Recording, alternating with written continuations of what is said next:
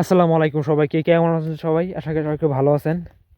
তো আমরা আজকে ভালো নাই বলতে গেলে চলে। এই দেখতে পাচ্ছেন এখানে আমাদের সরিষাগুলোর অবস্থা, মানে পুরা সরিষাগুলো শুয়ে গেছে। দেখেন একটা দাঁড়ায় নাই।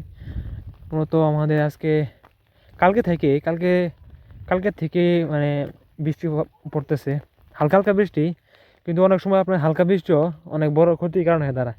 তো আমাদের তাই হয়েছে, মনে করেন যে এখানে যে আমাদের সরিষাগুলো আছে প্রায় 1.5 বিঘার মতো, পুরাটাই শুয়ে গেছে। এখন এগুলা আপনার আর মনে করেন যে ভালো হবে না, হবে কিন্তু মোটামুটি একদমই কম ধরতে গেলে।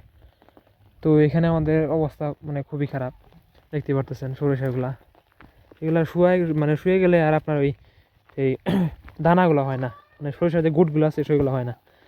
তো আমাদেরগুলাও মনে হয় না হবে। এর আগে একবার এরকম হয়েছিল, তো সেইবারও আমাদের সরিষা খুবই কম হয়েছিল। তো এইবারও তো সেই একই অবস্থা।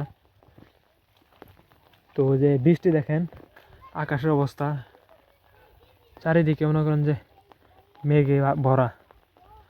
বৃষ্টি কিন্তু তেমন না, মানে টিপির টিপির বৃষ্টি, টিপ টিপ বৃষ্টি। কিন্তু টিপ টিপ বৃষ্টি হলেও আমাদের এটা অনেক ক্ষতির কারণ হয়ে দাঁড়াইছে।